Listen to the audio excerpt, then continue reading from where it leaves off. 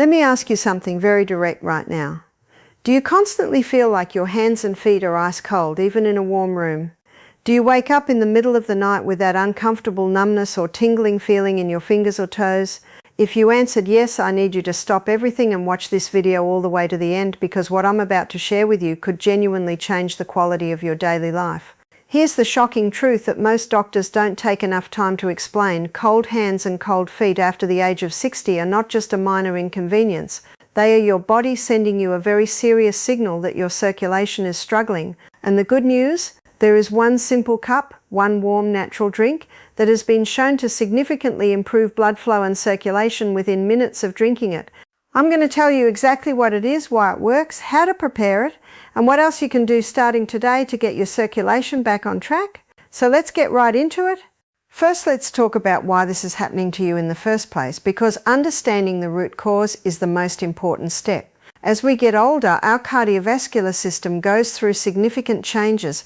The walls of our blood vessels, especially the smaller capillaries that reach our extremities like our fingers and toes, gradually become stiffer and less elastic. This is a completely natural part of aging, but it means that blood doesn't flow as efficiently as it once did.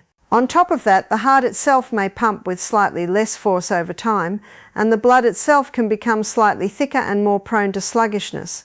When you combine all of these factors, the result is that the farthest parts of your body, your hands and your feet, are the first ones to feel the effects. They don't receive enough warm, oxygen-rich blood, and so they feel perpetually cold, numb, or even painful at times. Now, here's something that many people don't realize. Poor circulation isn't just about feeling uncomfortable. When circulation is compromised, it affects nearly every system in your body. Your muscles don't recover as quickly after activity. Your joints may feel stiffer and more painful. Your brain may feel foggy because even cognitive function depends on good blood flow. Your immune system becomes less efficient because the white blood cells that fight infection rely on the circulatory system to get where they need to go. And wound healing, particularly on the feet and legs, becomes significantly slower, which is a major concern for anyone managing diabetes or other chronic conditions. So when we talk about improving circulation, we're not just talking about warmer hands and feet. We're talking about better energy, clearer thinking, less joint pain, and a stronger, more resilient body overall. So what is this one cup that can make such a difference? The drink I'm referring to is a carefully prepared ginger and cinnamon tea with a small amount of cayenne pepper. Now, before you click away thinking this sounds too simple, I want you to hear me out, because the science behind these three ingredients is genuinely impressive. Each one of them works on your circulatory system through a different mechanism, and when you combine them together in one warm cup, the effects are synergistic, meaning they amplify each other in a powerful way. Let's start with ginger. Ginger root has been used medicinally for thousands of years across Asian and Middle Eastern cultures, and modern science has now caught up to explain exactly why it works so well. The active compounds in ginger, primarily gingerols and shogarols, have a direct warming and vasodilatory effect on the body. Vasodilatation simply means that your blood vessels widen. When your vessels widen, blood can flow through them more freely and with less resistance. Studies have shown that regular consumption of ginger can reduce blood viscosity, which means it makes your blood slightly thinner and less likely to form dangerous clots. It also has significant anti-inflammatory properties, and inflammation is one of the key drivers of arterial stiffness in older adults. When you drink warm ginger tea, many people report feeling a warm, spreading sensation within just a few minutes. That's the vasodilatory effect happening in real time. Now let's talk about cinnamon. This is a spice that most people have in their kitchen right now and have no idea just how powerful it is for vascular health. The primary active compound in cinnamon is called cinnamaldehyde. This compound has been shown in multiple clinical studies to improve insulin sensitivity, which is critical because insulin resistance and elevated blood sugar are two of the leading causes of vascular damage in people over 60. When blood sugar levels are chronically elevated, they damage the inner lining of blood vessels, a layer called the endothelium, and this damage is directly responsible for the kind of circulatory problems we've been discussing. Cinnamon also has natural blood-thinning properties similar to aspirin, and it helps relax the smooth muscle tissue in blood vessel walls, allowing them to expand more freely. For seniors specifically, there is emerging research suggesting that cinnamon consumption is associated with lower systolic blood pressure, which reduces the workload on the heart and allows for more efficient circulation throughout the entire body. And then there's cayenne pepper. This is the ingredient that surprises most people the most. Cayenne gets its heat from a compound called capsaicin, and capsaicin is one of the most well-studied natural vasodilators on the planet. When you consume even a small amount of cayenne, capsaicin binds to receptors in your blood vessel walls and triggers an immediate release of a substance called substance P, which signals the vessels to relax and widen. The effect is almost instantaneous, which is why so many people say they feel a warm flush travel from their core out to their limbs within just minutes of consuming it. Beyond the immediate effect, regular use of cayenne has been shown to reduce the buildup of fibrin, which is a compound involved in blood clot formation. There's also strong evidence that cayenne can help reduce LDL cholesterol oxidation, which is one of the primary processes that leads to plaque buildup in the arteries. So you're not just getting short-term warmth in your hands and feet, you're actively protecting your arteries over the long term. Now let me walk you through exactly how to make this drink, because preparation matters. You want to start with about 8 to 10 ounces of hot but not boiling water. Boiling water can degrade some of the heat-sensitive compounds in these ingredients, so let it cool for about 60 to 90 seconds after it comes off the boil. Then add 1 teaspoon of freshly grated ginger root, or if you don't have fresh ginger, half a teaspoon of good quality dried ginger powder will work fine. Next, add 1/4 teaspoon of Ceylon cinnamon, and I want to emphasize the word Ceylon here because there are two main types of cinnamon on the market. Ceylon cinnamon is sometimes called true cinnamon, and it is the variety that is safe for daily consumption. The other common type, called cassia cinnamon, contains high levels of a compound called coumarin, which in large amounts can be hard on the liver. For occasional use, cassia is fine, but if you're going to be drinking this every day, which I recommend, make sure you're using Ceylon cinnamon. Finally, add just a tiny pinch of cayenne pepper. We're talking about 1/8 of a teaspoon or even less to start with. You can gradually increase this as you get used to it. Stir everything together, let it steep for about 3 to 5 minutes and then drink it slowly. You can add a small amount of raw honey if you find the taste too strong. Raw honey itself has mild anti-inflammatory and cardiovascular benefits, so it actually complements the drink very well.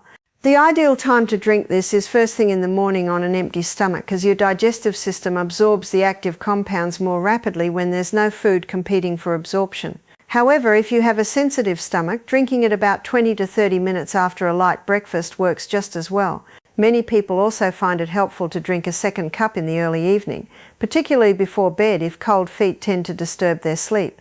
Now, the drink is powerful, but it works best when it's part of a broader approach to supporting your circulation. So let me share some of the other things that can make a dramatic difference. One of the most underestimated circulation boosters for seniors is simple, consistent movement. You don't need to be doing intense exercise to improve your blood flow. In fact, gentle rhythmic movement is often more effective for peripheral circulation than intense workouts. Even walking for just 20 to 30 minutes a day creates what's called a shear stress effect on the inner walls of your blood vessels, and this stress actually signals the body to produce more nitric oxide.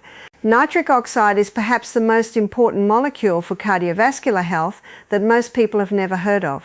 It is produced naturally by the cells lining your blood vessels, and its primary job is to relax and widen those vessels. As we age, nitric oxide production naturally declines, which is a major contributor to the poor circulation we've been talking about. Movement is one of the most effective ways to stimulate its production, alongside the dietary interventions we'll discuss in a moment. If you find that even walking is uncomfortable due to joint pain or balance issues, consider seated exercises. Ankle circles, foot pumps where you flex and point your feet repeatedly, and even just marching in place while seated can significantly improve circulation in the lower extremities. These exercises work by using the muscles in your calves and feet as pumps, which is exactly what they are. The calf muscles in particular are sometimes called the second heart because of how powerfully they push blood back up from the legs toward the heart.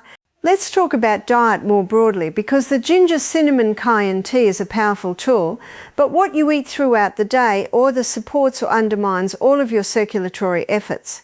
Foods that are known to be particularly beneficial for circulation in seniors include beets and beetroot juice.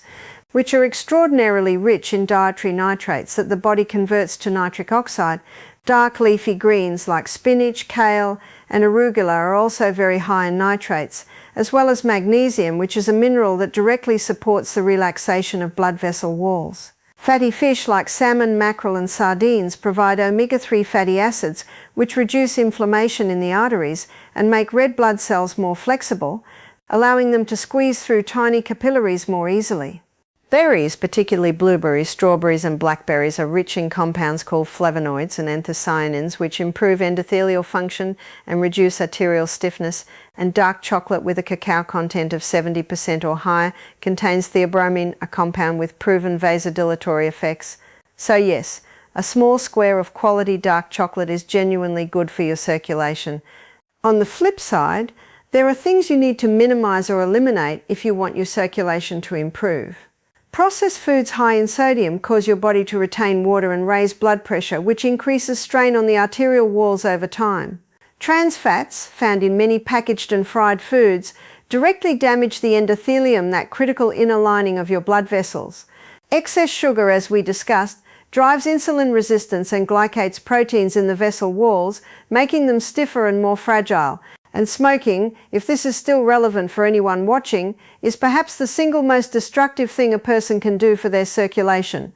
Nicotine causes immediate and severe vasoconstriction, dramatically reducing blood flow to the extremities, and the chemical compounds in cigarette smoke cause long-term irreversible damage to blood vessel walls.